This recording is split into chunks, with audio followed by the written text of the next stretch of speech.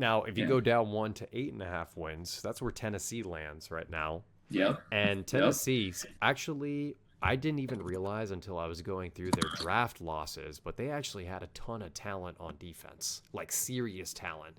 And Hmm. obviously, their offense was spearheaded by Dylan Sampson. When Nico could not perform, it was always Dylan Sampson in that spread offense where he can make plays out of thin air. I mean, was truly able to carry the team. They lost 3 starters on their offensive line, and they lost two, I'm pretty sure two of their top 4 wide receivers as well. Hmm. Ton of losses to the portal, Nico obviously being the big one.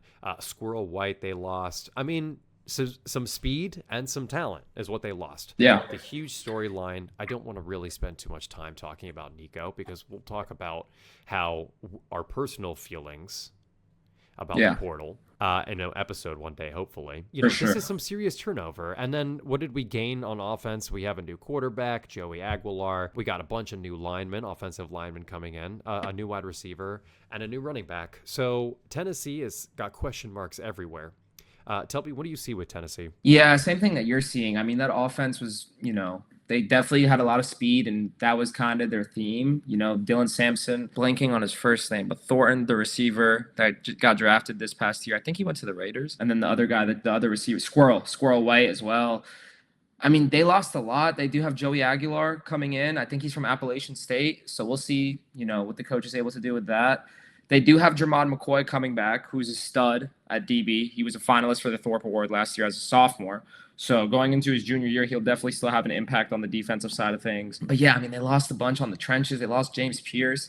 8.5 is an interesting line. The schedule doesn't look as tough as other SEC teams, but like when you have Georgia on your schedule, Oklahoma, Alabama, Florida's a quality program. You know what I mean? Even though they had struggled a bit last year, like Florida's Florida at the end of the day. I'm probably going with the under. That's what is that? Three Yeah. unders now? Four? It's a tough schedule. This is a real tough schedule. Obviously, all of these betting sites, they love to inflate SEC just like everyone else does and their mother. Yeah. Home games hosting Georgia, Arkansas, Oklahoma. Those are the big ones I saw for Tennessee. Obviously, the Tennessee Arkansas game was crazy last year. Mm-hmm. On the road at Alabama, on the road at Florida, those are real tough. But still, Yep. out of those 5 games, theoretically, they would need to only lose 3. So do you have faith? I personally do not. I see them losing 3 out of those 5. I think Georgia at home is really tough. Alabama on the road, that's real tough. And then also Oklahoma at home. Those 3 games, I would put serious question marks for them. I think we're on the under as well.